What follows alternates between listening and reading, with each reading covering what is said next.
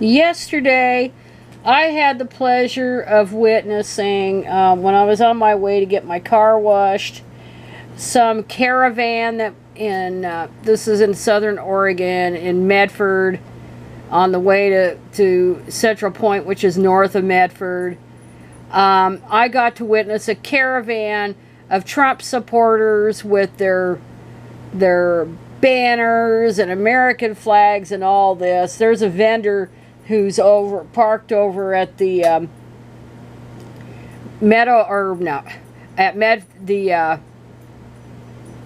the mall there, Bear Creek Mall or whatever it's called, and they were selling Biden and Trump memorabilia, but now it looks like it's only Trump, so maybe all the Biden stuff sold out.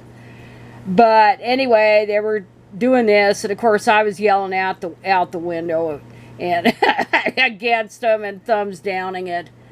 But that was just a few hours before the huge story, the massive story about Donald Trump's taxes, and showing that he avoided paying taxes for years and years and years.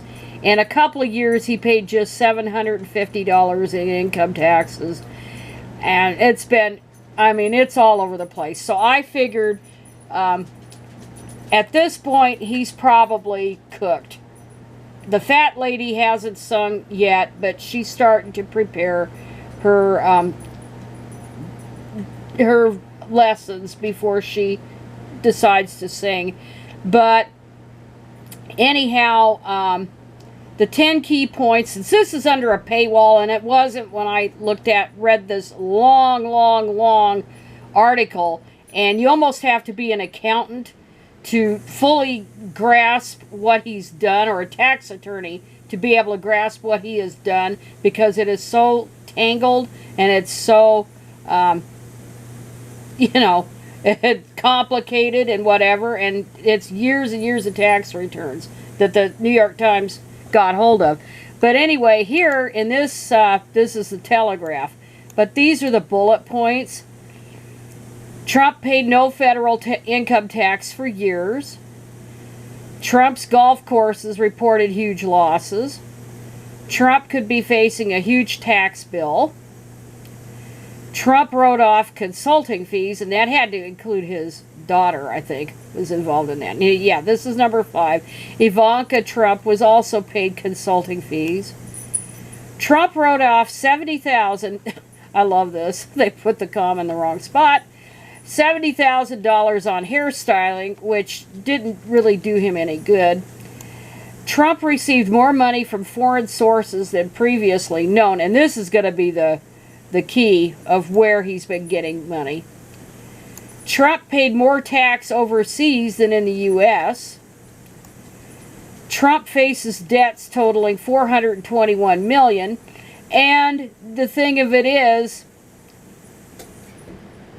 what does this explain where the hell his campaign money has gone? Because his campaign's broke, or it's on fumes, just like Donald Trump is basically broke.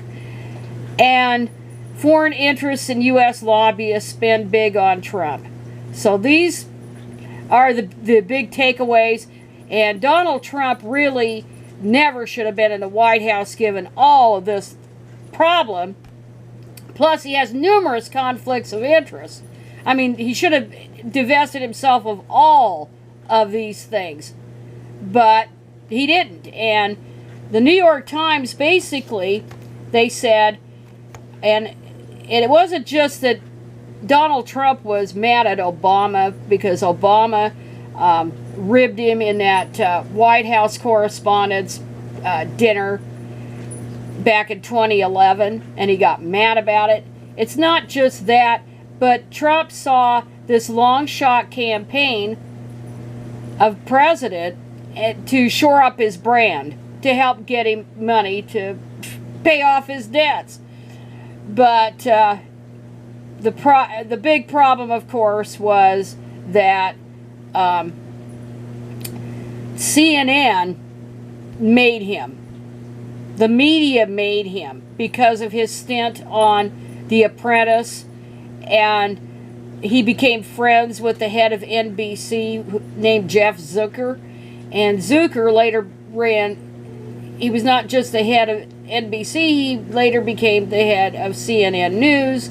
And Zucker spent 24/7 coverage on Donald Trump in the 2016 campaign. All other Republican candidates were shut out. I had never seen anything like it in my entire life, that the media just went on and on and on and on about this guy, even though he had absolutely no elected political experience whatsoever. He was a celebrity.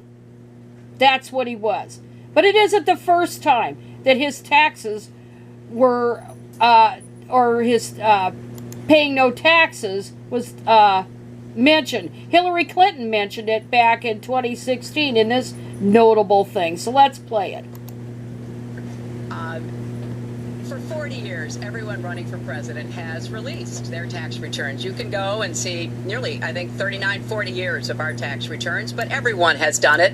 We know the IRS has made clear there is no prohibition on releasing it when you're under audit. So you've got to ask yourself, why won't he release his tax returns? And I think there may be a couple of reasons. First, maybe he's not as rich as he says he is. No, he's Second, broke. maybe he's not as charitable as he claims to be. Third, we don't know all of his business dealings, but we have been told through investigative reporting that he owes about $650 million to Wall Street and foreign banks. Or maybe he doesn't want the American people, all of you watching tonight, to know that he's paid nothing in federal taxes, because the only years that anybody's ever seen were a couple of years when he had to turn them over to state authorities when he was trying to get a casino license, and they showed he didn't pay any federal income tax. So he's paid zero. Yeah, he was that smart. Means zero Sure you for were. Troops, zero for vets, zero for schools or health.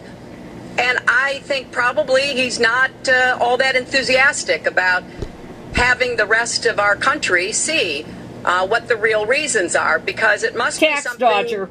really important, even terrible, that he's trying to hide. And the financial disclosure statement, they don't give you the tax rate. They don't give you all the details that tax returns would. And it just seems to me that this is something that the American people deserve to see, and I have no reason to believe that he's ever going to release his tax returns, because there's something he's hiding. He didn't pay. We'll keep guessing at what He's it up might to be his that he's eyeballs hiding. in debt. But I think the question is, were He's he broke. ever to get near the White House, what would be those conflicts? Who Oh, does he my owe God. money to? Well, he owes you the answers to that, and he should provide. I think you. Yeah, that was something. Hillary Clinton knew this way back 4 years ago. And now we're paying a hell of a price. So basically, Trump and his family are nothing but a gang of grifters. That's basically what they are. They're just a gang of grifters. And so it looks like the election is probably over for all intents and purposes. But of course, his supporters are going to follow him to the ends of the earth on this. And they'll just say it's fake news, like Donald Trump is saying today. And he denies it, of course.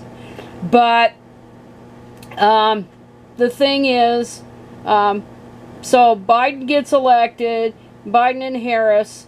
And of course, then you look ahead to 2024, and Trump gets beaten, but it's not going to beat back the GOP, because Donald Trump was a fluke.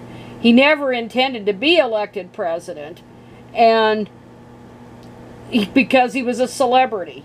He just wanted to market his brand, and so he was kind of, Pat Paulson back in 1968 ran a joke campaign, but everybody knew it was a joke campaign. But in 2016, thanks to the media, they made Donald Trump something that he never should have been. He shouldn't even have been on the stage with the other candidates. I mean, that's how much out of place he was. He was the only president in American history who did not get did not have any previous elected experience or high-ranking military, such as general, prior to going in the White House. And we're paying a hell of a price for this cult of celebrity. And my feeling is that, well, getting back to Biden, 2024 is going to be a lot tougher for the Democrats because of Biden's age. At that point, he would be 82, I believe, 81, or 81. And so I don't know if he would be, you know, actuarial statistics. And I'm not talking about dementia, just the fact that he could just keel over in office. So his age is going to be a big factor if he runs in 2024. But if he doesn't, Kamala Harris has got issues. And it isn't really that she's of color or the Willie Brown thing, because that will fade further into the background. But it's because she's a woman. And Hillary Clinton, that's the biggest reason she lost. It wasn't just because of the bogus scandals or whatever. It's because a lot of the electorate will not vote a woman in as president. But that's 2024. So the Republicans have plenty of time to regroup. They're still going to have the Qs and these crackpots that are running the show. So maybe it will be easier for Trump and or Harris to continue in power in 2024. And I know I'm jumping the gun because the election is like 5 weeks away or 4 weeks away. But we could probably say this is about the end of the line for Donald Trump. But the moral of the story is that you don't elect, you don't ever promote or nominate somebody who is a celebrity to any major political party as president of the United States. This is not a job you could do being pulled off the street and put in there.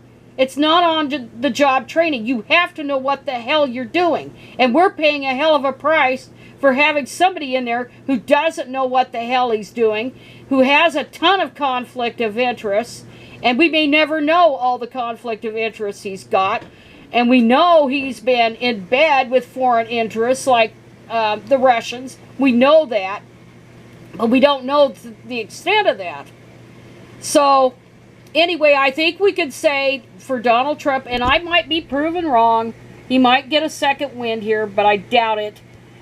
We can stick a fork in him. He's done.